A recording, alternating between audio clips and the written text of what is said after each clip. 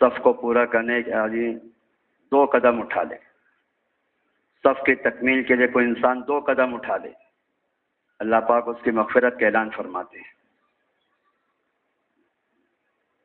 اسی طریقے سے مجمع میں اجتماعیت قائم ہو، آپس کا خلل ختم ہو جاوے، اس کے لیے آگے بڑھنا، مل کر بیٹھنا، جڑ کر بیٹھنا، یہ اپنی مغفرت کا ذریعہ ہے اور ہدایت کا حصول کا ذریعہ ہے. طالب نوازا جاتا ہے، طالب نوازا جاتا ہے، کانے اس کی ترقی رک جاتی ہے اور ناقد تو محروم ہو جاتا ہے. اس لیے ہم سب اس کا اہتمام کریں. باہر جتنے لوگ چل پھر رہے ہیں یہ بھی شریک ہوں. مجمع جوڑنا جن کے ذمے ہے وہ اپنے ساتھیوں کو پیار محبت سے جوڑے.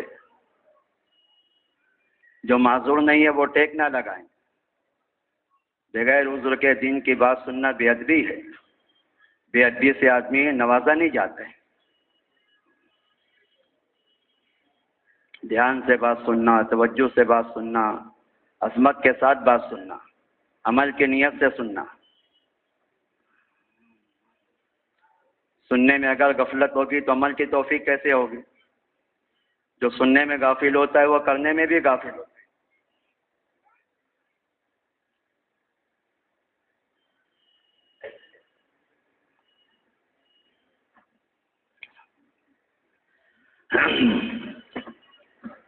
اور ظلمت اور غفلت کا یہ آلہ، اس کو بند کر کے بیٹھو، اس کو چالو مت رکھو. یہ انتشار پیدا کرتا ہے. نہ عبادت میں یکسوئی باقی رہے گی، نہ دعوت میں باقی رہے گی. لوگ کہتے ہیں ہم اس کو خیر کے کاموں میں استعمال کرتے ہیں. علماء نے لکھا ہے استعمال خیر کی وجہ سے مقاصد سوء کی ظلمت ختم نہیں ہوتی ہے. استعمال خیر کی وجہ سے مقاصد سوء کی ظلمتیں ختم نہیں ہوتی. ان آلات کے مقاصد سوء ہیں، شر کے لیے بنائے گئے ہیں، ظلمت کے لیے بنائے گئے ہیں، فحش کے لیے بنائے گئے ہیں. خیر کے کاموں میں استعمال کرو گے، استعمال خیر کے باوجود بھی مقاصد سوء کی ظلمتوں سے محفوظ نہیں رہو گے. یہ دھوکہ لوگوں کو لگتا ہے ہم تو خیر کے کاموں میں استعمال کر رہے کہ ہاں یہ بنایا گیا ہے شر کے لیے. اس لیے ہماری عاجزانہ، والہانہ، مخلصانہ درخواست کا، چھوٹا آدمی ہوں میں، درخواست کرتا ہوں آپ لوگوں سے، اللہ تعالیٰ ہم سب کو سمجھ نصیب فرمائے، عمل کی توفیق عطا فرمائے. الحمد لله نحمده ونستعينه ونستغفره ونؤمن به ونتوكل عليه ونعوذ بالله من شرور أنفسنا ومن سيئات أعمالنا. من يهده الله فلا مضل له ومن يضلله فلا هادي له. ونشهد أن لا إله إلا الله وحده لا شريك له ونشهد أن سيدنا ومولانا محمدا عبده ورسوله صلى الله تعالى عليه وعلى آله وصحبه وبارك وسلم تسليما كثيرا كثيرا. أما بعد فأعوذ بالله من الشيطان الرجيم. بسم الله الرحمن الرحيم. كنتم خير أمة أخرجت للناس تأمرون بالمعروف وتنهون عن المنكر وتؤمنون بالله. وقال الله سبحانه وتعالى واعتصموا بحبل الله جميعا ولا تفرقوا. وقال الله سبحانه وتعالى يا أيها الذين آمنوا أطيعوا الله وأطيعوا الرسول وأولي الأمر منكم. وقال الله سبحانه وتعالى والذين جاهدوا فينا لنهدينهم سبلنا وإن الله لمع المحسنين. وقال النبي صلى الله تعالى عليه وسلم إن الله لا ينظر إلى صوركم وأموالكم ولكن ينظر إلى قلوبكم وأعمالكم. وقال النبي صلى الله تعالى عليه وسلم لغدوة أو روحة في سبيل الله خير من الدنيا وما فيها وكما قال صلی اللہ تعالی علیہ وسلم۔ انتہائی قابل احترام بزرگ و دوستوں، اللہ تبارک تعالیٰ کی مدد اور نصرت اجتماعیت کے ساتھ حق ہے۔ اللہ تبارک تعالیٰ کی مدد اور نصرت اجتماعیت کے ساتھ حق ہے، لیکن اجتماعیت باعتبار اجسام کے جمع ہونے کو نہیں کہتے۔ اجتماعیت باعتبار اجسام کے جمع ہونے کو نہیں کہتے۔ ہم سب یہاں پہ جمع ہیں، سب کے بدن یہاں پر ہے، باعتبار جسم کے جمع ہے، اس کا نام اجتماعیت نہیں ہے۔ یہ تو ایک اجتماعیت کی ظاہری شکل ہے۔ اگر اجتماعیت کا اتنا ہی مفہوم ہے تو اس اجتماعیت کے ساتھ اللہ کی مدد اور نصرت کا وعدہ نہیں ہے۔ دو شرطیں اور ہیں اجتماعیت پر اللہ کی مدد اور اللہ کی تائید اور اللہ کی نصرتوں کے نزول کے لیے۔ دو شرطیں اور ہیں۔ پہلی شرط یہ ہے کہ کام کرنے والے اللہ تبارک تعالیٰ کو راضی کرنے والے اعمال کا اہتمام کرتے ہوئے جمع ہو۔ پہلی شرط ہے کام کرنے والے اعمال صالحہ کا اہتمام کرتے ہوئے جمع ہو، کیونکہ اللہ تبارک تعالیٰ ایمان اور اعمال صالحہ پر ایمان اور اعمال صالحہ پر ایسی محبتیں دلوں میں پیدا فرماتے ہیں جو ہر غرض سے خالی ہوتی ہے۔ ان الذین آمنوا وعملوا الصالحات سیجعل لهم الرحمن ودا۔ ایمان اور اعمال صالحہ کی بنیاد پر اگر ہمارا عملہ اعمال صالحہ کا اہتمام کرتے ہوئے جمع ہے تو اللہ تعالیٰ ایسی محبت پیدا فرمائیں گے دلوں میں جو ہر غرض سے اور ہر قسم کی خیانت سے پاک ہو۔ اس کو عربی میں مودت کہتے ہیں، مودت، ودا، مودت۔ ہر محبت مودت نہیں کہلاتی ہے، ہر مودت محبت نہیں کہلاتی ہے۔ محبت اور مودت کے درمیان فرق ہے، مودت اور محبت کے درمیان فرق ہے۔ محبت جو ہوتی ہے یہ تو خواہشات کا بھی تقاضا کرتی ہے، مجھے آپ سے محبت ہے میں یہ کروں، مجھے آپ سے محبت ہے یہ کروں، لیکن مودت جو ہوتی ہے یہ صرف اطاعت کا تقاضا کرتی ہے۔ اعمال صالحہ کی بنیاد پہ اللہ مودت پیدا کریں گے، مودت صرف اطاعت کا تقاضا کرے گی۔ یہ بنیادی شرط ہے کہ ہمارا آپس میں جمع ہونا اعمال صالحہ کا اہتمام کرتے ہوئے ہو، جس کی بنیاد پہ اللہ پاک مودت پیدا فرمائیں گے اور محبت صرف اطاعت کا تقاضا کرے گی۔ دوسری شرط ہے پیارے بھائیوں، اجتماعیت پر اللہ کی مدد اور نصرت اس وقت نازل ہوتی ہے جب کام کرنے والے سارے ساتھی باعتبار کلمہ کے اور باعتبار فکر کے مجتمع، وحدت کلمہ اور وحدت فکر،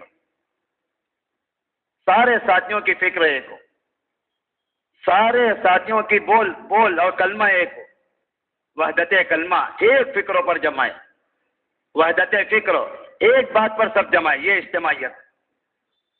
اگر فکر ایک نہیں ہے اور بول ایک نہیں ہے، فکر ایک نہیں ہے اور بول ایک نہیں ہے، بس یہیں سے باطل کو موقع ملے گا اہل حق کے درمیان مداخلت کا۔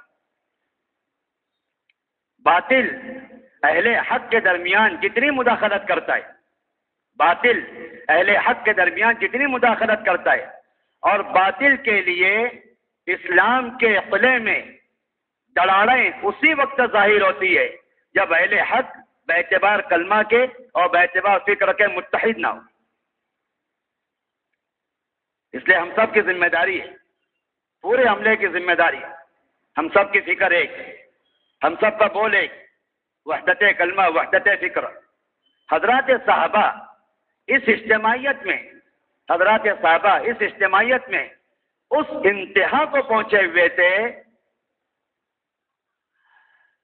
حضرات صحابہ اس اجتماعیت میں اس انتہا کو پہنچے ہوئے تھے جو ہدایت نبی کریم صلی اللہ علیہ وسلم کی جانب سے باعتبار الفاظ کے اور باعتبار عمل کے، باعتبار الفاظ کے اور باعتبار عمل کے نہیں، بلکہ نبی کریم صلی اللہ علیہ وسلم کی حال سے جو ہدایت ظاہر ہوتی تھی، صحابہ نبی کریم صلی اللہ علیہ وسلم کی منشا سے جو ہدایت سمجھتے تھے اس پر بھی سارے صحابہ مجتمع رہتے تھے۔ ہمیں اللہ معاف فرمائے، اللہ ہمیں معاف فرمائے، جو ہدایت ہمیں صراحتاً دی جا رہی ہے، جو ہدایت ہمیں صراحتاً دی جا رہی ہے اور جس کی خلاف ورزی کرنے سے صراحتاً منع کیا جا رہا ہے، ہم ابھی اس پر بھی مجتمع نہیں ہیں۔ صحابہ کی یہ خصوصیت تھی کہ جو ہدایت نبی کریم صلی اللہ علیہ وسلم کے حال سے، آپ کے منشے سے صحابہ سمجھتے تھے، سارے صحابہ اس پر جمع رہتے تھے۔ ایک صحابی بھی ایسا نہیں تھا جس کی فکر اور بول اس ہدایت کے خلاف۔ حضرت کعب بن مالک رضی اللہ تعالیٰ عنہ تبوک کے موقع پہ پیچھے رہ گئے۔ جو دائیں میں سو رہے ان کو اٹھاؤ بھائی۔ کعب بن مالک رضی اللہ عنہ، مجھے اعتراف ہے باتیں مشکل ہو رہی ہے، اعتراف ہے اس بات کا، لیکن میں یہ بھی عرض کروں کہ جتنی سطح نیچے گری ہے نا، وہ سب سطحی باتوں کے سننے کی وجہ سے نیچے گری ہے۔ حضرت فرماتے ہیں مجمع کے سامنے وہ بات رکھو جس سطح پہ مجمع کو لانا چاہتے ہیں۔ تو کعب بن مالک رضی اللہ تعالیٰ عنہ ایک تقاضے پہ پیچھے رہ گئے۔ نبی کریم صلی اللہ علیہ وسلم نے بات بند کی، سلام کا جواب بند کیا، دیکھنا بند کیا۔ آپ ایک حدیث ایسے بتا نہیں سکتے ہیں جس میں یہ آپ کو ملے گا کہ اللہ کے نبی نے کسی سے فرمایا ہو کہ کعب بن مالک سے بات مت کرنا، ان کی طرف دیکھنا مت، ان کے سلام کا جواب مت دینا، ان سے کسی قسم کا کوئی تعلق قائم مت کرنا۔ ایک حدیث آپ کو ایسے نہیں ملے گی جس میں اللہ کے نبی کی یہ ممانعت منقول ہو، لیکن سارے صحابہ بات بھی نہیں کر رہے ہیں، سلام کا جواب بھی نہیں دے رہے ہیں، دیکھنے کے لیے تیار نہیں ہے اور ان سے کسی قسم کا تعلق قائم کرنے کے لیے تیار نہیں ہے۔ اس ہدایت کو اللہ کے نبی کے حال سے سمجھائی۔ پورا مدینہ مجتمع ہے ایک ہدایت پر، ایک ہدایت دی گئی ہے، صراحتاً نہیں، صراحتاً نہیں، کتابتاً نہیں، اس کے خلاف کرنے پر کوئی ممانعت نہیں ہے۔ ایک ہدایت نبی کریم صلی اللہ علیہ وسلم کے عمل سے سمجھی ہے، سارے صحابہ اس پر مجتمع ہے۔ اللہ معاف فرمائے، صحابہ منشے کی ہدایت پر مجتمع رہتے تھے، ہم لوگ سرحد والی ہدایت پر بھی مجتمع نہیں۔ اجتماعیت کے ساتھ ایک شرط یہ ہے کہ سارا عملہ ایک فکر پر، ایک کلمے پر، ایک بول پر مجتمع ہو۔ کیوں پیارے بھائیوں، سنو تو ہماری بات سنو، یہ وحدت کیوں ضروری ہے؟ یہ وحدت کیوں ضروری ہے؟ اللہ تبارک تعالیٰ کی سنت یہ ہے، اللہ تبارک تعالیٰ کی سنت یہ ہے، جس بندے کو اللہ تبارک تعالیٰ منتخب فرماتے ہیں امت کی ہدایت کے لیے، امت کی تربیت کے لیے، امت کی ضرورت کی باتیں اللہ تعالیٰ اس کے قلب پر الہام فرماتے ہیں۔ جس بندے کو اللہ تعالیٰ منتخب فرماتے ہیں امت کی ہدایت کے لیے، امت کی تربیت کے لیے، امت کی ضرورت کی باتیں اس اللہ پاک اس کے قلب میں الہام فرماتے ہیں۔ یہ الہام ہی انتخاب ہے، یہ الہامی انتخاب ہے۔ منتخب فرمایا ہے اس لیے الہام فرما رہے ہیں، منتخب فرمایا اس لیے الہام فرما رہے ہیں۔ عملے کی ذمہ داری کیا ہے؟ عملے کی ذمہ داری ان ہدایات کی حفاظت، ان ہدایات سے اتفاق، ان ہدایات سے انشراح، ان ہدایات کے تنفیذ میں تعاون، یہ عملے کی ذمہ داری ہے۔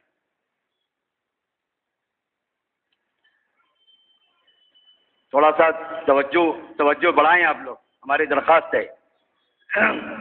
یہ عملے کی ذمہ داری ہے کہ جو ہدایت دی جا رہی ہے اس سے متفق رہیں، جو ہدایت دی جا رہی ہے اس کو محفوظ رکھیں، جو ہدایت دی جا رہی ہے اس سے منشرح رہیں، جو ہدایت دی جا رہی ہے اس کے تنفیذ میں تعاون فرمائیں۔ کیوں اس کی کیا ضرورت ہے؟ سنو آپ، اس کی ضرورت یہ ہے کہ دنیا کے اندر جتنی تحریکیں، جتنی تنظیمیں ہوتی ہے وہ اپنے دستور کے ساتھ چلتی ہے۔ ہر کام کے ساتھ دستور ہوتا ہے، ہر کام کے ساتھ دستور ہوتا ہے۔ دستور اس کی بقا کے لیے ہوتا ہے، دستور اس کی بنیاد ہوتی ہے، دستور اس کا قوام ہوتا ہے۔ دستور عدل بدل جائے گا، تحریک ختم ہو جائے گی۔ دعوت کا ایک دستور ہے، دعوت کی ایک بنیاد ہے، دعوت کا ایک قوام ہے۔ کام کرنے والے ساتھیوں کی ذمہ داری ہے سب کے سب دعوت کی بنیادوں کے تعلق سے علم بھی رکھیں، منشرے بھی رہیں، حفاظت بھی کریں اور اس کے تنفیذ میں تعاون بھی فرمائیں۔ اس لیے بار بار یہ ہدایت اپنے مجمع کو سنائی جائے، ورنہ سنو، اگر ہمارا مجمع ہدایات سے بے علم رہے گا، اگر ہمارا مجمع ہدایات سے بے علم رہے گا، ہدایات ان کے سامنے نہیں رہے گی، تو بے علمی کا دو نقصان ہوگا، بے علمی کا دو نقصان ہوگا۔ ایک نقصان ہوگا عدم تعاون۔ کیا ہوگا؟ ہمیں پتہ نہیں، ہم تعاون کیوں کریں؟ جس چیز کو آدمی جانتا نہیں ہے اس کے لیے کوشش کیوں کرے گا؟ کیوں مجاہد بھائی؟ جس چیز کو آدمی جانتا نہیں ہے اس کے لیے کوشش کیوں کرے گا؟ ایک نتیجہ یہ ہوگا کہ بے علمی عدم تعاون تک پہنچائے گی، اور دوسری بڑی بات یہ ہے کہ بے علمی نا اتفاقی پہ پہنچائے گی۔ نا اتفاقی، ہمیں اس سے اتفاق نہیں ہے، ہمیں اس سے اتفاق نہیں ہے، کیونکہ آپ بے علم ہیں۔ اور اللہ تعالیٰ سمجھ نصیب فرمائے، اگر نا اتفاقی صرف عدم تعاون تک ہے، اگر نا اتفاقی صرف عدم تعاون تک ہے، تب بھی ایک درجہ برداشت کرنے والی چیز ہے، ورنہ بعض مرتبہ نا اتفاقی تردید تک پہنچا دیتی کہ ہم متفق نہیں ہیں اس سے، تو نا اتفاقی تردید تک پہنچائے گی۔ اور بعض مرتبہ آدمی نا اتفاقی میں ایسی چیزوں کی تردید کر بیٹھے گا جو قرآن حدیث میں صراحتاً لکھی ہوئی ہے۔ اس لیے عملے کی ذمہ داری ہے کہ جو ہدایت دی جا رہی ہے، وقت کے ذمہ دار کے قلب پر اللہ پاک جو باتیں الہام فرما رہے ہیں، عملہ اس کو محفوظ بھی رکھے، عملہ اس سے متفق بھی رہے، عملہ ان سے منشرے بھی رہے، اور عملہ اس کی تنفیذ میں تعاون بھی کرتا رہے۔ حضرت ایک جملہ فرمانے لگے، سنو، اگر اپنے بڑوں کی باتوں سے انشرا نہیں ہے، سننا غور سے بات، اگر اپنے بڑوں کی باتوں سے انشرا نہیں ہے، یا تعاون تنفیذ میں تعاون نہیں ہے، یا اپنے بڑوں کی باتوں سے مخالفت ہے، تو اللہ تعالیٰ ایسے لوگوں کو عملے میں شامل ہی نہیں کرتے۔ اگر ہمیں نظام الدین کی دی ہوئی ہدایات سے انشرا نہیں ہے، ہم اس سے متفق نہیں ہیں، یا اس کے تنفیذ میں ہم تعاون نہیں فرما رہے ہیں، تو خطرے کی بات ہے، عند اللہ ہمارا شمار عملے میں ہوگا کہ نہیں ہوگا۔ پھر میں یہ بھی عرض کرتا چلوں کہ انشرا کیوں نہیں ہوتا ہے، اتفاق کیوں نہیں ہوتا ہے؟ سنو تو غور سے بات، انشرا کیوں نہیں ہوتا ہے، اتفاق کیوں نہیں ہوتا ہے؟ اس کی بڑی وجہ یہ ہے کہ ہم ہدایات کا مقابلہ حالات سے کرتے ہیں، تجربات سے کرتے ہیں۔ کس سے کرتے ہیں؟ حالات، کہ بھائی ٹھیک ہے، نظام الدین کی ہدایت اپنی جگہ، ہمارے علاقے کے حالات تو ایسے نہیں ہیں، یا ہدایات کا مقابلہ اپنے تجربات سے کرتے ہیں کہ ٹھیک ہے، حضرت کی بات اپنی جگہ ہے، لیکن ہمارا تجربہ تو اس کی تائید نہیں کرتا ہے، حالانکہ اس کام کا حالات اور تجربات سے دور کا بھی تعلق نہیں ہے، اس کام کا حالات اور تجربات سے دور کا بھی تعلق نہیں ہے۔ اس لیے ہم سب بار بار وہ ہدایات ہمارے سامنے دہرائی جائے اور ہم سب اس پر متفق ہو، منشرے ہو، تو کیا کریں اس کے لیے کہ بار بار حیات الصحابہ پڑھیں۔ ہمارے حضرت فرماتے ہیں، مولانا یوسف صاحب کے بیانات کام کرنے والوں کے لیے غذا کا کام دیتے ہیں۔ مولانا یوسف صاحب کے بیانات کام کرنے والوں کے لیے غذا کا کام دیتے ہیں۔ مولانا حضرت شیخ الحدیث رحمۃ اللہ علیہ نے مولانا الیاس صاحب رحمۃ اللہ علیہ کے بعد عصر کے بعد یہ مجلس قائم کی تھی، اس میں سارے ذمہ دار افرانوں کو شریک کیا تھا، اور حضرت کے ملفوظات بار بار دہرائے جاتے تھے۔ ایسا نہ ہو کہ بعد میں کوئی شخص یہ کہہ دے، ارے بھائی یہ تو بڑوں کی بات تھی، ان کا زمانہ ختم ہو گیا، بات ختم ہو گئی۔ جو ہدایت دی جائے اس کو قرآن میں تلاش کرے، جو ہدایت دی جائے اس کو حدیث میں تلاش کرے، انشرا بھی ہوگا، اتفاق بھی ہوگا، اور پھر تعاون فرمائیں۔ مولانا عبد اللہ صاحب بلیاوی رحمۃ اللہ علیہ فرماتے ہیں کہ میں نے دیکھا مولانا الیاس صاحب رحمۃ اللہ علیہ بہت بے چین رات بھر نظام الدین مسجد کے باہر ٹہر رہے ہیں، پوری رات۔ مجھے بڑی الجھن ہوئی، لیکن پوچھنے کی ہمت نہیں، کیا فکر ہے، کیا بات ہے، لیکن میں دیکھ رہا ہوں۔ ایک رات گزر گئی، 2 رات گزر گئی، 3 راتیں گزر گئی، تیسری رات کے بعد میں نے ہمت کر کے پوچھا، حضرت کیا بات ہے؟ 3 رات سے میں آپ کو دیکھ رہا ہوں، آپ آرام نہیں فرما رہے، ایسے ٹہر رہے ہیں، کیا وجہ ہے؟ حضرت نے فرمایا مولوی عبید اللہ مجھے بڑا خطرہ اس بات کا ہے کہیں میرے بات ہدایات میں تبدیلی نہ ہو جائے، لوگ یہ نہ کہنے بیٹھے ارے بھائی یہ تو پہلوں کی بات تھی ان کے ساتھ چلی گئی، کہیں کام بدل نہ جاوے، کئی لوگ دعوت چھوڑ نہ دے، کئی لوگ دعوت کے مزاج اور دعوت کی بنیاد سے ہٹ نہ جاوے۔ مجھے اس کی بڑی فکر ہے کہ اللہ پاک اس کام کو اپنے اصول اور اپنی ہدایات کے ساتھ باقی رکھے۔ مولانا وزیر صاحب بلیاوی رحمۃ اللہ علیہ فرماتے ہیں حضرت مجھے ایک بات بتائیے، کیا آپ کو اس بات کا یقین ہے کہ یہ کام نبیوں والا ہے؟ یہ پوچھا حضرت نے، مولانا وزیر اللہ صاحب بلیاوی نے پوچھا حضرت آپ کو اس بات کا یقین ہے کہ یہ کام نبیوں والا ہے؟ اس بات کا یقین ہے؟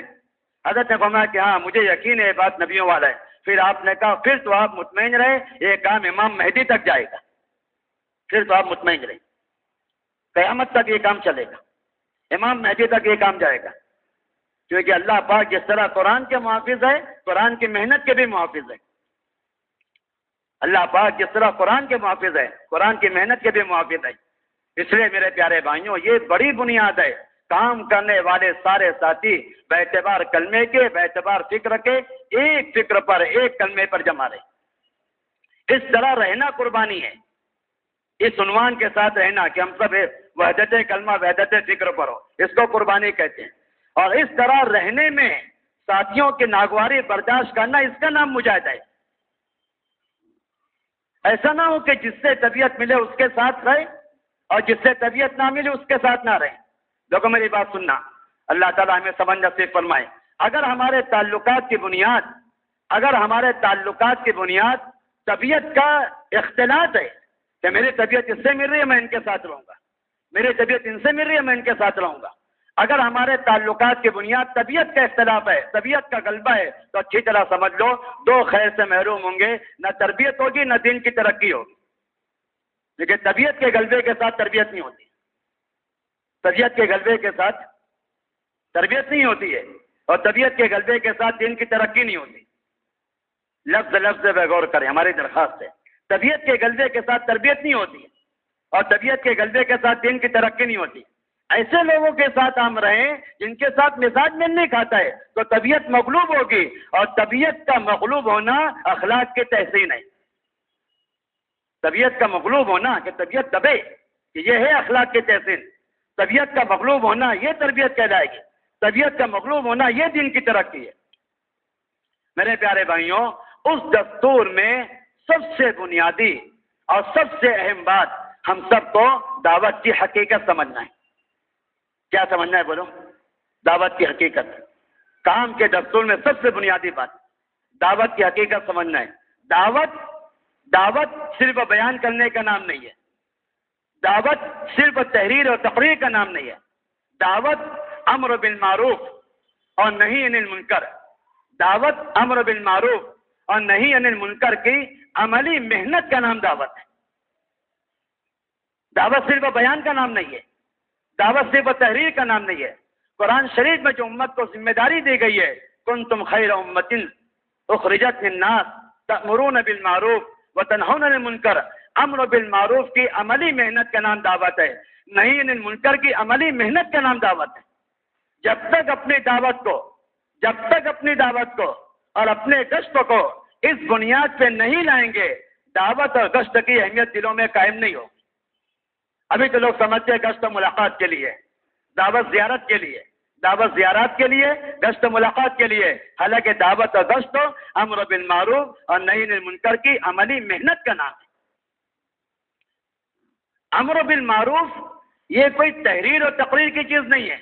لوگ سمجھتے ہیں، سنیے آپ، لوگ سمجھتے ہیں امر بالمعروف کہتے ہیں معروفات کے بیان کرنے کو، امر بالمعروف کرتے ہیں معروفات کے بیان کرنے کو، اور نہی عن المنکر سمجھتے ہیں لوگ منکرات پہ ٹوکنے کو۔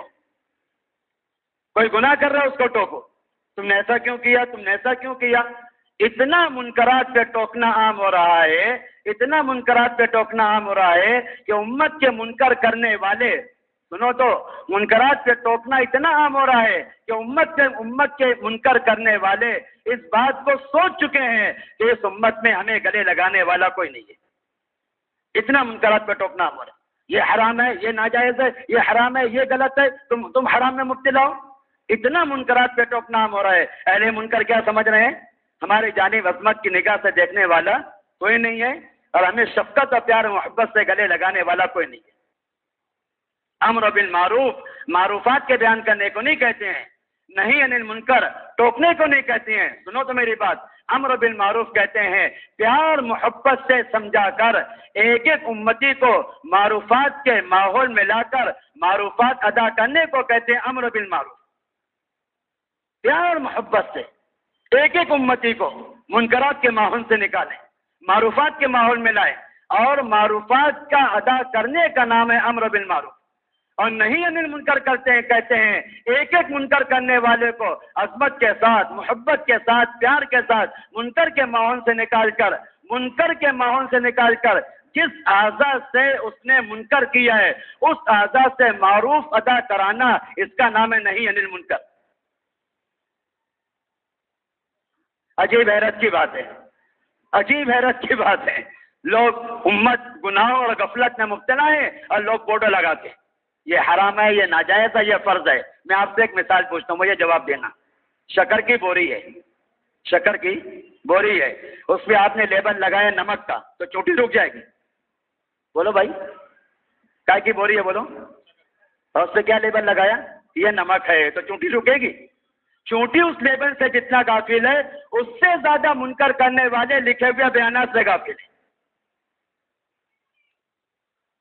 کچھ غور تو کرو ہماری بات پر. سیدھا سادہ آدمی ہوں، کچھ غور تو کرو کہ بھائی چونٹی رکے گی؟ بولو تو. شکر کی بوری پر اور گڑ کی ہوتا ہے نا بہلی، اس پہ کیا لگایا نا آپ نے؟ مرچ. مرچ کا لیبل لگایا تو چونٹی رکے گی؟ کہ چونٹی جتنا اس لیبل سے غافل ہے اس سے زیادہ منکر کرنے والے منکرات کے ماحول میں آپ کے بیان کے اور آپ کے پوسٹر سے غافل ہیں. اس کا نام امر بالمعروف نہیں ہے کہ آپ معروفات ان کے ماحول میں بیان کرو، اور اس کا نام نہیں ہے منکر نہیں ہے کہ آپ منکر کرنے والوں کو ٹوکو یہ حرام ہے، یہ ناجائز ہے، تو نے غلط کیا، تیری کمائی ایسی، تیری معیشت ایسی، تیرے معاشرت ایسی. یہ جتنا نہیں یعنی منکر میں ٹوکنا ہوگا، میں آپ سے سچی عرض کروں، اتنا بے دین اور دیندانوں کے درمیان خلیج بڑھتی چلی جائے گی. جتنا ٹوکو گے آپ امت کو اتنا خلیج بڑھتی چلی جائے گی. جتنا آپ امت سے ٹوکو گے اتنا گناہ کرنے والے دیندانوں سے وحشت کھائیں گے. اور میں آپ سے سچی عرض کروں، جتنا امت کو گناہوں پہ ٹوکو گے اتنا امت اپنے اسباب، اپنے کمائیاں اہل دین سے چھپا لے گی. کہ یہ تو ہمارے کمائیوں کو حرام کہہ دیں گے، یہ ہماری کمائیوں کو ناجائز کہہ دیں گے، ان سے اپنے مقاصد چھپاؤ. امر بالمعروف کہتے ہیں لوگوں کو پیار محبت سے معروفات کے ماحول میں لا کر ان سے معروفات ادا کراؤ، ان سے نماز ادا کراؤ، ان سے وضو کرواؤ، ان سے وضو کرواؤ، ان کو کلمہ پڑھاؤ، ان کو سچ بلواؤ. یہ امر بالمعروف ہے. اور نہیں انل منکر کہتے ہیں پیارے بھائیوں کہ جو منکرات میں مبتلا ہے شفقت اور پیار و محبت سے ان کو منکرات کے ماحول سے نکالو، اور معروفات کے ماحول میں لا کر جن اعضاء سے انہوں نے منکر کیا ہے ان اعضاء کو آپ، ان اعضاء سے آپ معروفات کراؤ. معروفات کا ادا کرانا منکرات سے روک دے گا. معروفات کا ادا کرانا منکرات سے روک دے گا. اسی لیے آپ دیکھو قرآن میں ہر جگہ امر بالمعروف مقدم ہے، نہیں انل منکر مؤخر ہے. قرآن میں ہر جگہ امر بالمعروف مقدم ہے اور نہیں انل منکر مؤخر ہے کہ آپ امت سے معروفات کراؤ. تو جب اعضاء معروفات کے عادی ہو جائیں گے، معروفات کے کرنے کی وجہ سے منکرات کے کرنے کی قوت ختم ہو جائے گی. جب اعضاء معروفات کے عادی ہو جائیں گے تو منکرات کی قوت ختم. مجھے آپ سچی بتاؤ، مسلمان جھوٹ کیوں بول رہا ہے؟ بولو، مسلمان جھوٹ کیوں بول رہا ہے؟ کیونکہ اس زبان سے سچ نہیں بول رہا ہے. مسلمان اپنی زبان سے فحش کیوں بک رہا ہے؟ کیونکہ اس زبان سے ذکر و تلاوت نہیں کر رہا ہے. جب یہ اپنی زبان سے تلاوت اور ذکر پر آ جائے گا، جب یہ اپنی زبان سے سچائی پر آ جائے گا، اپنے اعضاء کو معروفات میں استعمال کرنا منکرات کے کرنے کی قوت ختم کر دے گا. اللہ تبارک ارشاد فرماتے ان الحسنات یذہبن السیئات، ان الحسنات یذہبن السیئات، نیکیاں برائیوں کو لے جاتی، نیکیاں برائی کو لے جاتے. آپ معروفات کے ماحول میں لا کر، آپ معروفات میں ماحول میں لا کر لوگوں سے معروفات ادا کرا لو گے. سنو تو ہماری بات، معروفات کے ماحول میں لا کر لوگوں سے معروفات ادا کرا لو گے تو خصوصی نفع دیکھو گے آپ، دل میں معروفات کی نفرت اور اعضاء سے معروفات کا ترک، دل میں منکرات کی نفرت، دل میں کیا دیکھو گے؟ منکرات کی نفرت اور اعضاء سے منکرات کا ترک۔ آپ جب معروفات کے ماحول میں لا کر ان سے معروف ادا کروا لو گے آپ تو دل کے اندر منکرات کی نفرت دیکھو گے اور اعضاء سے منکرات کا ترک دیکھو گے۔ نبی کریم صلی اللہ علیہ وسلم کا معمول یہ تھا، حضرات صحابہ کا معمول یہ تھا، معروف پہ لانے کے لیے، سنو تو، معروف پہ لانے کے لیے امت کو معروفات ان کے ماحول میں نہیں سنائے جاتے تھے، منکرات سے روکنے کے لیے امت کو ڈانٹا نہیں جاتا تھا، چھڑکا نہیں جاتا تھا، ٹوکا نہیں جاتا تھا۔ اب وہ دادا فرماتے ہیں بتاؤ اگر تمہارا کوئی بھائی کنویں کے اندر گر گیا ہے تو مجھ سے ملامت کرو گے؟ بولو بھائی، اگر کوئی کنویں میں گر جائے تو اس کو کیا کرو گے؟ ملامت کرو گے یا آپ اس کو وہیں سمجھاؤ گے؟ آپ کو سمجھتا نہیں ہے، دیکھ کے چلنا چاہیے، اللہ نے آنکھ کیوں دی ہے؟ آنکھ دیکھنے کے واسطے دی ہے، پیر صحیح رکھنا چاہیے۔ آپ کی یہ ساری ہدایت کا کیا اثر ہوگا؟ ارے اس کو نکالو، اس کو مر جائے گا بیچارہ اس کو۔ وہ بھائی بولو تو صحیح، کیوں بھائی؟ ہاں، آپ کو دکھتا نہیں ہے؟ آپ کو دیکھ کے چلنا چاہیے، اللہ نے آنکھ کیوں دی ہے، پیر کیوں دی ہے، صحیح چلنا چاہیے۔ ارے اس کو نکال پہلے، تب وہ بچے گا۔ عجیب حیرت کی بات ہے، جسمانی ہلاکت بغیر ہلاکت کے ماحول سے نکالے ہوئے نہیں ہو سکتی ہے، روحانی اور ابدی ہلاکت سے مسلمان منکرات کے ماحول سے نکالے بغیر کیسے بچے گا؟ جسمانی ہلاکت سے حفاظت ہلاکت کے ماحول سے نکالے بغیر نہیں ہو سکتی ہے، ابدی اور روحانی ہلاکت سے مسلمان کیسے بچے گا اگر اس کو منکرات کے ماحول سے نہیں نکالیں گے؟ ہمیں یہ بات سمجھنا چاہیے پیارے بھائیوں، معروفات کا بیان کرنا امر بالمعروف نہیں ہے، منکرات پہ ٹوکنا نہیں، منکر نہیں ہے۔ منکرات کرنے والوں کو پیار محبت سے منکر کے ماحول سے نکال کے معروفات پہ لاؤ اور ان اعضاء سے معروفات کروا لو، یہ ہے امر بالمعروف۔ اور اس سے منکرات چھڑوا کر معروفات ادا کروا لو، یہ نہیں ہے منکر ہے، یہ نہیں ہے منکر ہے۔ اگر یہ نہیں کریں گے محترم دوستوں بزرگوں، امت منکر کبھی نہیں چھوڑے گی۔ میں آپ سے سچی عرض کروں، جب سے صحیح مفہوم امر بالمعروف نہی عن المنکر کا صحیح مفہوم جب سے ذہنوں سے نکلا ہے، ایسا بہت اور ایسی دوری پیدا ہو گئی ہے، منکر کرنے والے یہ سمجھتے ہیں ہمارا تو پرسان حال کوئی نہیں ہے، ہمیں تو پوچھنے والا کوئی نہیں ہے۔ منکر کرنے والے منکر میں پڑے ہیں، معروفات کرنے والے معروفات میں لگے ہوئے ہیں۔ امت کا ایک بڑا طبقہ ایسے منکرات میں پڑا ہوا ہے جو امت کو کفر و شرک تک پہنچا چکا ہے۔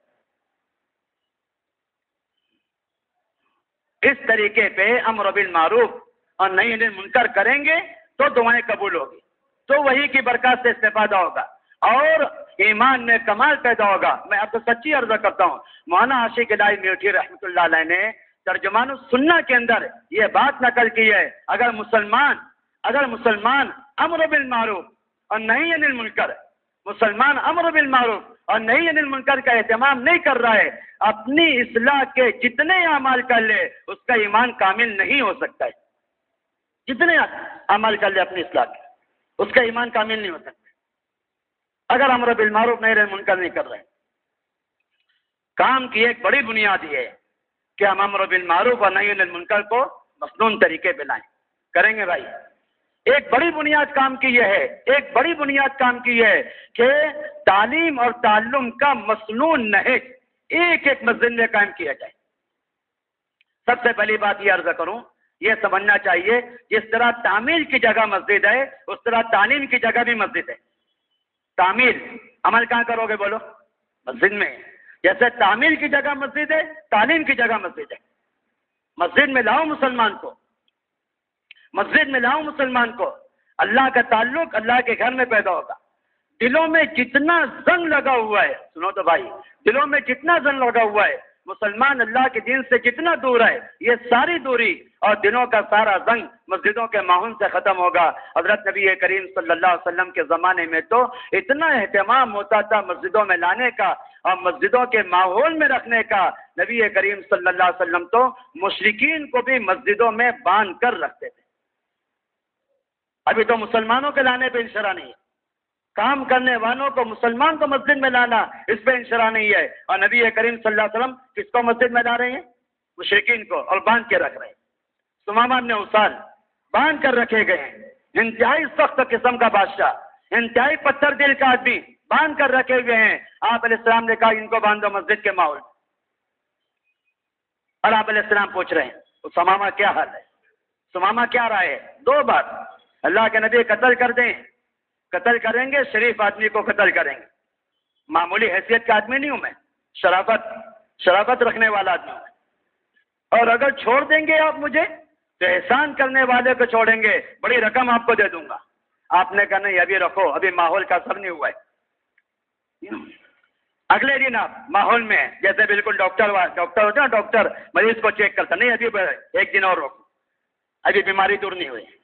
اگلے دن آگے چیک کرے گا, کیا کہتے ہیں ڈاکٹر کہاں ہے, راؤنڈ پر کہتے ہیں نا, کبھی چیک کہ نہیں ابھی اور ایک دن اور روکو, کبھی اثر نہیں ہوا ہے, ابھی ماحول نے اثر نہیں کیے, ابھی بیماری دور نہیں ہوئے. نبی کریم صلی اللہ علیہ وسلم ایک ایک دن پوچھتے سمامہ کیا حال ہے, ایک بات. اگلے دن پوچھا سمامہ کیا حال ہے, ایک بات. تیسرے دن پوچھا کیا حال ہے, وہی بات. آپ نے کہا اب چھوڑ دو, اب چھوڑ دو. مسجد کے باہر نکلے, غسل کیا, نئے کپڑے بدلے, مسجد میں داخل ہوئے, اشہد ان لا الہ الا اللہ واشہد ان محمد رسول. آپ بتاؤ تو صحیح, جب مسجد کا ماحول اتنے پکے مشرک اور اتنے سخت دل کافر کو اس کے دل کو پسیج سکتا ہے, تو یہ مسجد کا ماحول مسلمان کے دل میں کتنی نرمی پیدا کرے گا. دلوں کے پلٹنے کی جگہ مسجد ہے. اصل میں آپ سے ایک بات عرض کروں, اصل میں مسجد کی عظمت اور مسجد کی اہمیت کا مسلمان کو اندازہ نہیں ہے. مسجد کی عظمت اور مسجد کی اہمیت کا مسلمان کو اندازہ نہیں ہے. ایک حدیث میں آپ کے سامنے عرض کروں, مسجد کی عظمت اور اہمیت سمجھنے کے لیے ایک حدیث کافی ہے. دیکھو سنو, ایک یہودی عالم نے نبی کریم صلی اللہ علیہ وسلم سوال کیا, ما احب البلاد الی اللہ وما ابغض البلاد الی اللہ. ایک یہودی عالم نے سوال کیا کہ اللہ کے نبی سب سے زیادہ محبوب جگہیں اللہ کے نزدیک کون سی ہے, اور سب سے زیادہ مبغوض جگہیں اللہ کے نزدیک کون سی ہے؟ آپ علیہ السلام دفعہ پوچھ کر بتاؤں گا, آپ کو علم نہیں تھا. سننا چلو صاحب, میں درخواست کر رہا ہوں آپ لوگوں سے, اگرچہ یہ جملہ بار بار کہنا نہیں چاہیے, لوگ کہتے ہیں کیا بار بار کہتے ہیں, سنو سنو, معاف فرمائے بھائی, لیکن ایک آپ حضرات متوجہ رہے اس لیے عرض کر رہا ہوں. جبریل علیہ السلام نے کہا پوچھ کر بتاؤں گا, پوچھ کر بتاؤں گا. حدیث شریف میں ہے جبریل علیہ السلام نے اللہ تبارک تعالیٰ سے یہ سوال کیا, ما احب البلاد وما ابغض البلاد. اللہ نے اس کا جواب دیا.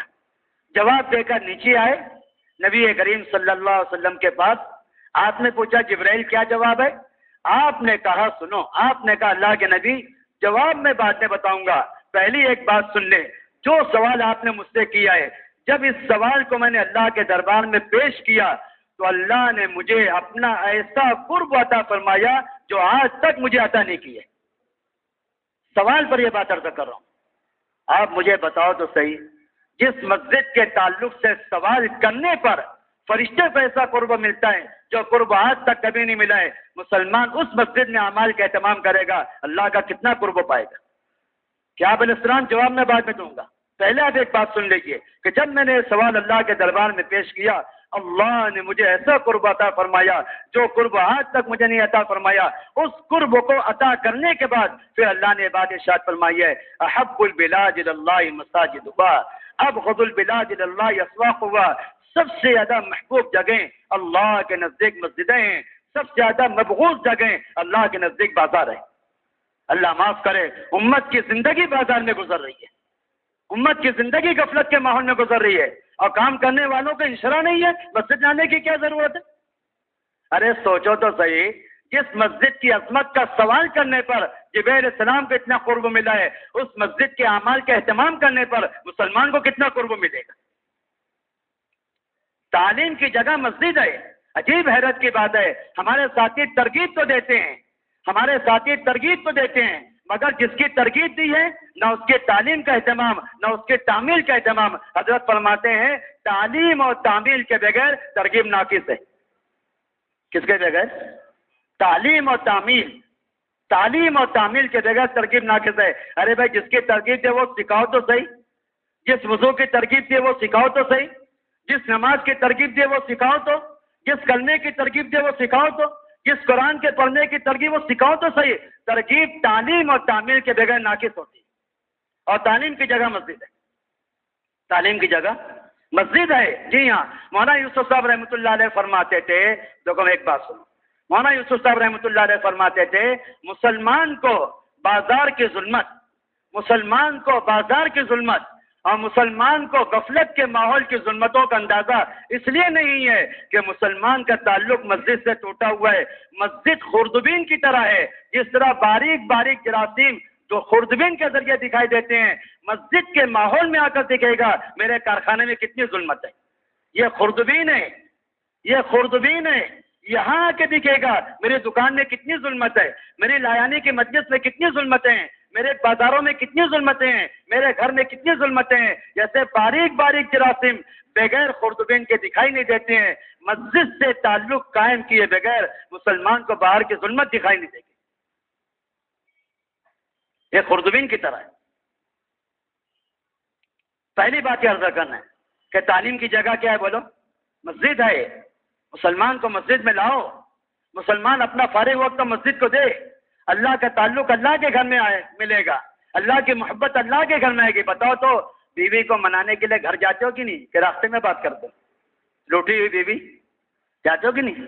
گھر جانا پڑے گا، بہت ناراض ہے کہ بھائی اللہ بہت ناراض ہے، تو بازار میں اللہ راضی ہو جائیں گے. غفلت کی جگہوں میں رہنے سے اللہ راضی ہوں گے. اللہ کو منانا ہے، اللہ کے گھر میں آؤ. تو پہلی بات یہ ہے کہ تعلیم و تعلم کا مصنون نہج ایک ایک مسجد میں قائم ہونا چاہیے. میرا دوستو بزرگوں، اس کی پہلی بنیادی بات یہ ہے تعلیم کی جگہ مسجد ہے. تعلیم کی جگہ کیا ہے بولو؟ ایک ایک مسلمان کو شفقت کے ساتھ، عظمت کے ساتھ، پیار کے ساتھ مسجد کے اتنے فضائل سمجھاؤ، مسجد میں آنے کے، مسجد میں وقت دینے کے اتنے فضائل ایک ایک مسلمان کو سمجھاؤ. مسلمان مسجد کے باہر ایسے بے چین ہو جاوے جیسے مچھلی بغیر پانی کے بے چین ہوتی، تڑپ رہی ہے خشکی پر، کوئی اس کو اٹھا کے پانی میں داخل کر دے. اتنے فضائل مسلمان کو سمجھاؤ مسجد میں آنے کے، مسلمان بے چین ہو جائے اپنے دکان میں، اپنے کاروبار میں، اپنے دھندوں میں، اس کو مسجد میں داخل کیا جائے. پھر تعلیم و تعلم کے مصنون نہج میں یہ بات ہے، حضرت نبی کریم صلی اللہ علیہ وسلم کے زمانے میں تعلیم جو ہوتی تھی وہ تلقیناً ہوتی تھی. کیسے ہوتی تھی؟ تلقیناً، سینہ بسینہ، کتاب کے ذریعے نہیں ہوتی تھی، کتاب کے ذریعے نہیں ہوتے تھے. نبی کریم صلی اللہ علیہ وسلم کے زمانے میں تعلیم اختلاط اور صحبت سے ہوتی تھی. کس کے ذریعے بولو؟ اختلاط اور صحبت سے. علماء اور عوام کا اختلاط مسجد میں ہو. ہم جتنے ساتھی کام کرنے والے یہاں پر ہیں، میری بات سنو، جتنے ساتھی یہاں پہ کام کرنے والے ہیں، آپ کی مسجد کے اطراف میں جتنے علماء ہیں، ایک ایک عالم کے پاس محتاج بن کے جاؤ، ان سے درخواست کرو کہ آپ اپنا فارغ وقت مسجد کو دے دیں، ہم آ کے آپ سے دین سیکھیں گے، ہم آپ کے نماز سیکھیں گے، ہم آپ سے قرآن سیکھیں گے، ہم آپ سے وضو سیکھیں گے، ہم آپ سے غسل سیکھیں گے. ایک ایک عالم سے درخواست کرو. جب تک امت کے علماء اور امت کے عوام کا اختلاط مسجد کے سطح پر نہیں ہوگا، امت کے جہل کا اندازہ علماء کو نہیں ہوگا. بلکہ میں آپ سے ایک بات عرض کروں، عجیب بات سننا، عجیب بات ہے. جب امت کے مختلف طبقات کو مسجد میں جمع کرو گے، امت کے ہر فرد کو مسجد میں لے کر آؤ گے، امت کے مختلف طبقات کا اجتماع امت کے سامنے آئے گا. اس میں تو فنا بھی ہے، اس میں تو فنا بھی ہے، اس میں تو فنا بھی ہے. میں آپ سے سچی عرض کر رہا ہوں، امت کے مختلف طبقات کا اجتماع جو مسجد میں تعلیم و تعلم کی بنیاد پر ہوگا، اس پہ علماء کو جو انشراح ہوگا وہ تمہارے 100 مذاکرات سے بھی نہیں ہوگا. عملی کاموں سے انشراح ہوتے. سعودیہ کے ایک بڑے عالم کام کے تعلق سے اتنے معترض، اتنا تفصیلی فتویٰ لکھا تھا اس کام کے بدعت ہونے کا، اس کام کے ناجائز ہونے کا، اس کام کے حرام ہونے کا. اتنا تفصیلی فتویٰ اور اتنے سخت دل کے رکھنے والے پورے حجاز میں اور پورے سعودیہ کے اندر کوئی آدمی ان سے ملنے کو تیار نہیں تھا. ایسا سخت دل آدمی. حضرت یہ فرمانے لگے کہ میں ان سے ملنا چاہتا ہوں. ہماری عجیب حیرت کی بات ہے. اللہ حفاظت فرمائے. جو عالم ہماری تائید کرتا ہو ہم تو اس کو اپنا سمجھتے ہیں، جو اپنی مخالفت کرتا ہو ہم اس کو اپنا سمجھتے ہیں. اور عجیب حیرت کی بات ہے، ذات کی مخالفت کو کام پہ محمول کرتے ہیں. وہ کام کا مخالف نہیں ہے، وہ تمہارے سلوک کا مخالف ہے. حضرت فرمانے لگے، جو کہ معاف کرنا، اللہ بھی مجھے معاف فرمائے، آپ بھی مجھے معاف فرمائے۔ حضرت فرماتے ہیں اس زمانے میں انتقام لینے کا سب سے بہترین ذریعہ ہے اس کو مخالف کہہ دو۔ کیا کہہ دو؟ یہ مخالف ہے۔ آسان ذریعہ انتقام لینے کا کیا کہہ دو اس کو؟ یہ مخالف ہے، بس ختم، سارا بدلہ نکل گیا، ہمارا مخالف ہے۔ آپ کی ذات کا مخالف ہوگا، آپ کے کام کا مخالف نہیں ہے، آپ کے سلوک کا مخالف ہوگا، آپ کے عمل کا مخالف نہیں ہے۔ لوگوں نے کہا حضرت بالکل نہیں، آپ تو ان سے ملنے نہ جاوے، وہ بہت سخت و قسم کے عالم ہے اور وہ بالکل کام کے تعلق سے ذرا بھی منصرف نہیں ہے اور وہ حرام اور ناجائز اور بدعت کہتے ہیں، آپ کو اس سے ملنا مناسب نہیں ہے۔ حضرت نے کہا ہم تو جائیں گے، تو کوئی رہبری کرنے کو تیار نہیں۔ سنو تو صحیح، کوئی رہبری کرنے کو تیار نہیں۔ حضرت فرماتے میں نے ایک ساتھی کو کہا بھی آپ رہبری کرو گے تنائم؟ وہ تیار ہو گیا۔ میں اس کو لے کر گیا اس عالم کے پاس، سلام کیا، مصافحہ کیا، کون ہے؟ فلاں صاحب ہے، ہندوستان سے آپ کی خدمت ہے، منتخب حدیث کا ہدیہ پیش کیا۔ حضرت یہ منتخب حدیث آپ کی خدمت ہے۔ حضرت کہتے ہیں جیسے ہی میں نے وہ ہدیہ پیش کیا وہ ایسا پھوٹ پھوٹ کے رونے لگے، ہمیں ڈر ہوا کہ ان کی جان نہ نکل جاتی، ایسا پھوٹ پھوٹ کے رونے لگے۔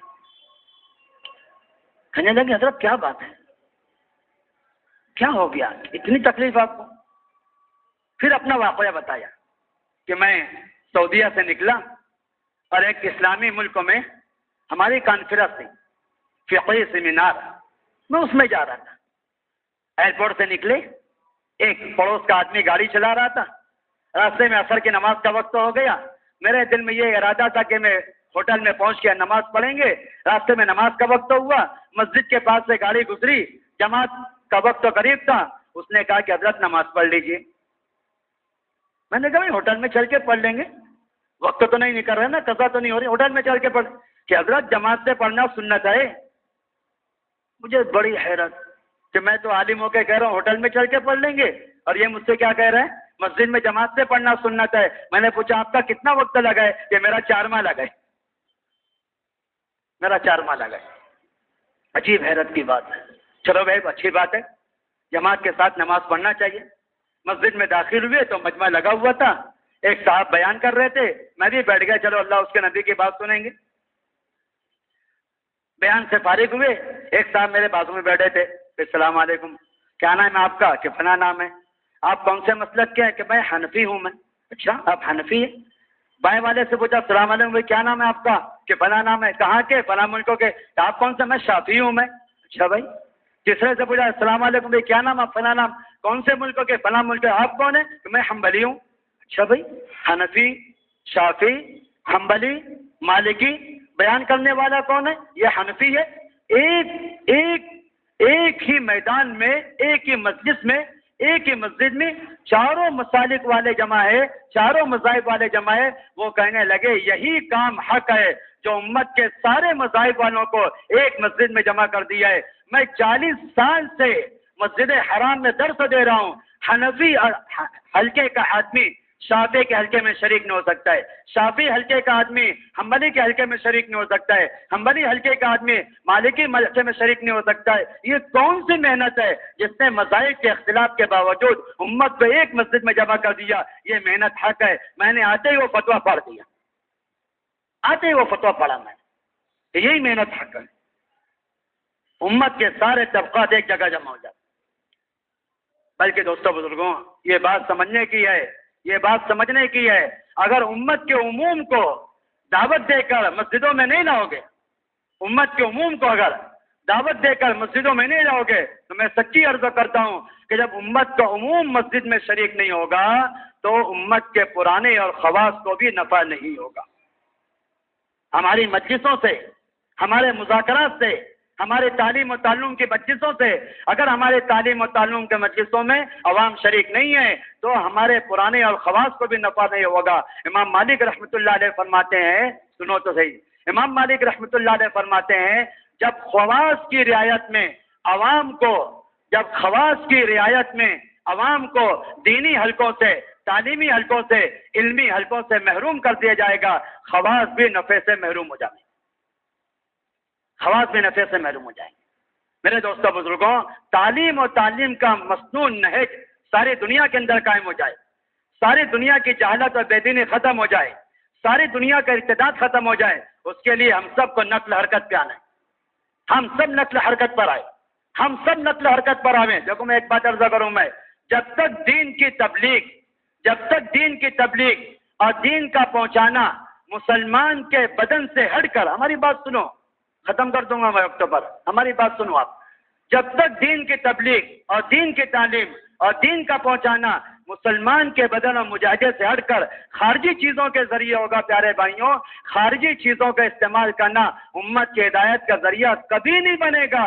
کیونکہ مسلمان کے بدن کے علاوہ جتنے خارجی آلات ہیں وہ سارے خارجی آلات غیر مسنون ہے، سنت نہیں ہے. جب وہ غیر مسنون ہے تو غیر منصور ہے، اللہ کی جانب سے کوئی مدد نہیں ہے. جتنے خارجی آلات ہیں وہ سب غیر مسنون ہیں، جتنے غیر مسنون ہیں وہ سب غیر منصور ہے، اللہ کی جانب سے کوئی مدد کا وعدہ نہیں ہے. امت میں ارتداد اور جہالت آئی ہی اسی لیے ہے، امت میں ارتداد اور جہالت آئی ہی اسی لیے ہے کہ امت کے خواص نے، امت کے پرانوں نے، امت کے ذمہ داروں نے، امت کے قائدین نے نفر اور نقل حرکت کو چھوڑ دیا. لوگ یہ سمجھتے ہیں جس کو سیکھنا ہوگا سیکھ لے گا، یہ تو کوئی استحبابی کام ہے، کوئی نفلی کام ہے، اس کو لے کر پھرنے کی کیا ضرورت ہے. اتنا ارتداد امت میں آیا ہے. ابھی ہم نظام الدین میں تھے، میں آپ سے سچی عرض کر رہا ہوں، فجر کی نماز میں ایک علاقے کے ارتداد کی خبر، ظہر کی نماز میں ایک علاقے کے ارتداد کی خبر، عصر کی نماز میں ایک علاقے کے ارتداد کی خبر. سنبھل یو پی کا مشہور علاقہ، مسلمانوں کا علاقہ، ہماری جماعت کام کرنے کے لے گئی. سنبھل کے اطراف کے دیہات میں ایسے مسلمانوں کو پایا جس نے 40 سال میں کبھی نماز کا لفظ بھی نہیں سنا ہے.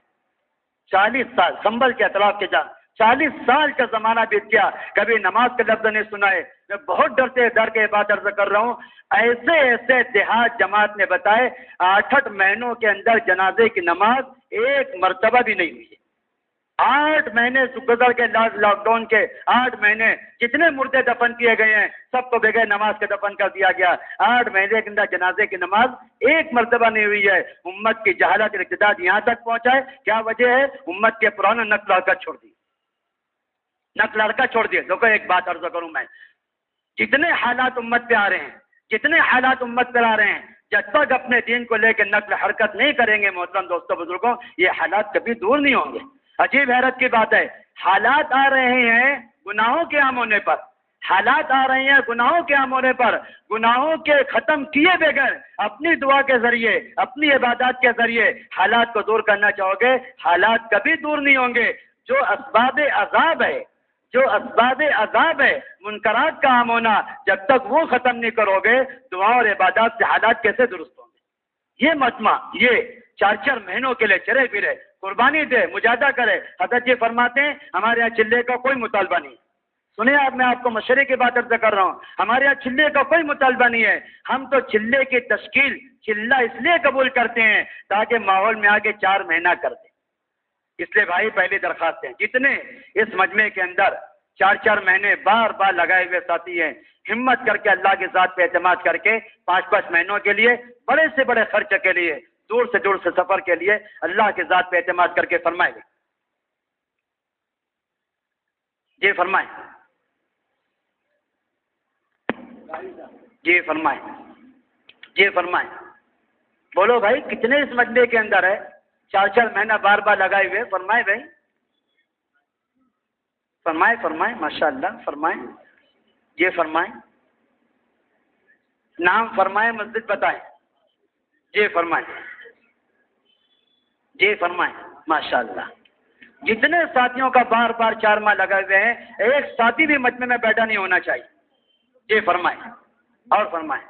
ایک دوسرے کا ذہن بنائیں، متوجہ کریں، ترغیب دیں، عالمی ذمہ داری سمجھائیں. جی نہیں بولو بھائی، بولو، فرمائیں. جی فرمائیں.